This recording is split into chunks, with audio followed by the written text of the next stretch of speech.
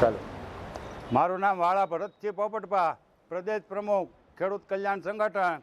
અત્યારે થોડાક દિવસ પહેલાં મહુવા તાલુકાના બાંભણિયા ગામની અંદર એક 8-10 વર્ષના બાળકને પોતાના દાદાને વાડીએ જતો હતો, ત્યાંથી દીપડો ખેંચી ગયો અને ફાડી ખાતા.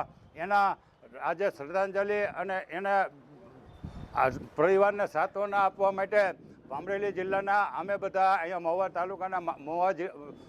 તાલુકાના માજી ધારાસભ્ય ડૉક્ટર કનુભાઈ, ગોબરભાઈ ભરવાડ વગેરે અનેક આગેવાનો ગયા અને ઘણા ગામના સરપંચો શ્રીઓએ પણ હાજરી આપી, પણ એ સાંત્વના આપી અને બધા બહાર નીકળ્યા. ત્યાં આજે એ તથ્યના જે પપ્પાના મમ્મી છે, એટલે કે એ છોકરો જે દીપડાએ ફાડી ખાતો એના ગરઢામાં છે, એને એકાએક આઘાત લાગી જતા અને પોતાના બાળક હોઈ ગયો એની ચિંતામાં આજે એ માજીનું અવસાન થયું છે અને એને હોસ્પિટલમાં મહુવા લાવી અને એનો પીએમ કરાવીને પાછા અત્યારે એના અગ્નિ છે. પણ આ ખૂબ દુઃખદ ઘટના છે. આવા દીપડા વારે વારે મહુવા તાલુકાની અંદર અને અમરેલી જિલ્લાની અંદર હમણાં મહુવામાં જ આપણા 3 બનાવ બની ગયા. એટલે જંગલ ખાતાને મારી ચોખ્ખી ચેલેન્જ છે. હું 15 વર્ષથી જંગલ સામે લડતો આવું છું. ભાઈ, તમારા દીપડા, તમારા સિંહ, તમારા રોડ ને તમારા ભૂંડના જંગલના પ્રાણી છે, એ તમને 1400 કિલોમીટર રાજાશાહી વખતે આપેલું છે ને 1971થી સરકારે તમને સોંપી દીધેલું છે ગીરની અંદર. એ 1400 કિલોમીટરમાં તમારે જે કરવું હોય, જ્યાં રાખવું હોય નાખો. બાકી ભાવનગર ને અમરેલી જિલ્લામાંથી તમારો એક પણ સિંહ, દીપડો કે ભૂંડ કે રોજ ક્યાંય રહેવું ન જોવે. એ અઠવાડિયાની અંદર અમે અર્જુનભાઈ વનમંત્રીને કહીએ છીએ, પ્રવીણભાઈ માળીને કહીએ છીએ, સરકારને કહીએ છીએ અને જંગલ ખાતાને તમામને કહીએ છીએ. એના આરોપો હોય કે ડીએફઓ હોય કે એના મોટા સચિવ હોય, તમે ચેતી દેજો, નહીં તો અઠવાડિયા પછી જોયા જેકા પ્રોગ્રામો થશે. મારે ભાવનગર જિલ્લામાં સિંહ, તમારો દીપડો, ભૂંડનું રોજ કાંઈ જોતું નથી. જો આવ્યું તો હવે ખુલ્લા અમે ચેલેન્જ ઠોકીને કહીએ છીએ કે અમે મારી નાખવા નથી. અમારા ભાઈ દીકરાને મારી નાખે અને તમે આ મદદ પોળીને ઉભા રહ્યો. તમે લાખ રૂપિયા આપતા, પછી 1.5 કર્યા, પછી 4 લાખ કર્યા, આંદોલન અમે ખૂબ કર્યા, એટલે તમે 10 લાખ રૂપિયા કર્યા આ છોકરાના. અને હમણાં મહુવા તાલુકામાં જે 4-5 ને અમરેલીમાં જેટલા ગુજરી ગયા એને સરકાર 1-1 કરોડ રૂપિયા આપે. તમે ફ્લેટમાં મરી જાય અને 1-1 કરોડ રૂપિયા આપો અને અમારા મજૂર કે ખેડૂત મરી જાય અને 5 લાખ ને 10 લાખ આપીને છૂટી જાવ, એટલે તમે શું સમજો? તમને ફ્લેટમાં મરી જાય એ મત દેવા આવે? એટલે હવે દીપડા ને સિંહ મારે ભાવનગર કે અમરેલી જિલ્લામાં જોવે જ નહીં. તમારે જે કરવું હોય રાખો. 1400 કિલોમીટરની અંદર અબજો ખરવો, જેટલા પૈસા તમારે વાપરવા હોય છે દીપડાને વાપરો. બાકી ભાવનગર જિલ્લામાં, મહુવા જિલ્લા, અમરેલી જિલ્લામાં એક સિંહ કે દીપડો, ભૂંડનું રોજનું જંગલના પ્રાણી છે.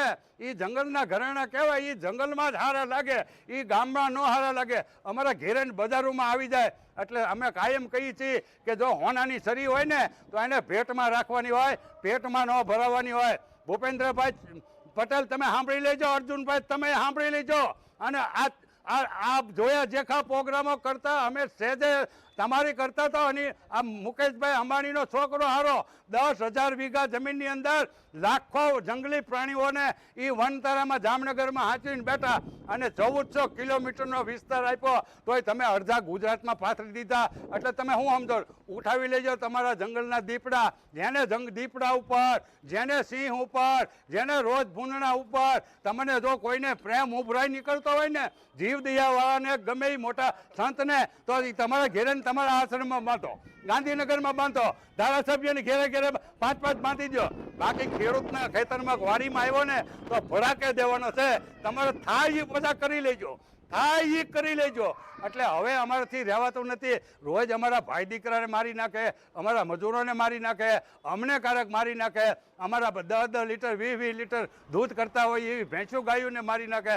અને તમે ત્યાં ખતડાવની ઘોડે પલોઠી વાળીને ઉભા રહ્યો અને આમ પ્લાન કરશું. એકેય પ્લાન કરવાના નથી. તમારી કરતા તો ભાવનગરના, ગોંડલના, જુનાગઢ, પોરબંદરના પહેલાંના જૂના જમાનાના રાજાઓ બાદશાહ હારા હતા. ભાવનગરના મહારાજાને 1929ની અંદર આપણા મહુવા તાલુકાના દિયાળ ગામના ખેડૂતોએ કીધું હતું કે બાપુ અમારા ખેતરમાં રોજડા બહુ આવે છે.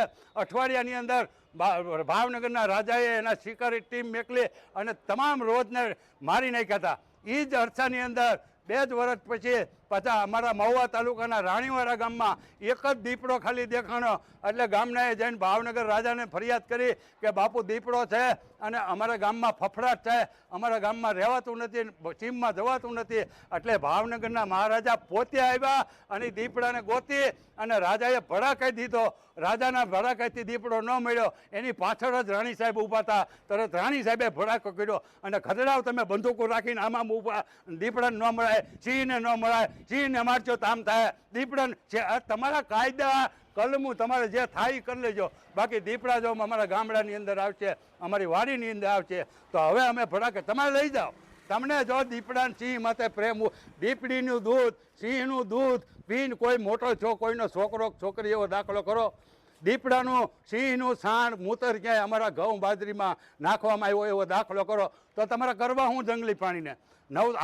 એલા 15 સિંહ હતા આઝાદી થઈ ત્યારે અને એ ગીરના જંગલમાં હતા. અત્યારે ગીરમાં જઈને તમે પૂછો, આનંદીબેનની દીકરી અનાર પટેલે આખું ગીર રિસોર્ટ બનાવી દીધું, દિલીપભાઈ સંઘાણીએ લઈ લીધું, મનસુખભાઈ માંડવીયાએ લઈ લીધું. એટલે હું તમારા બાપાની જમીન છે એટલે તમે સમજી જાયજો, નહીંતર 15 દિવસ પછી જોયા જકા પ્રોગ્રામ થઈ. જય હિન્દ, જય ભારત.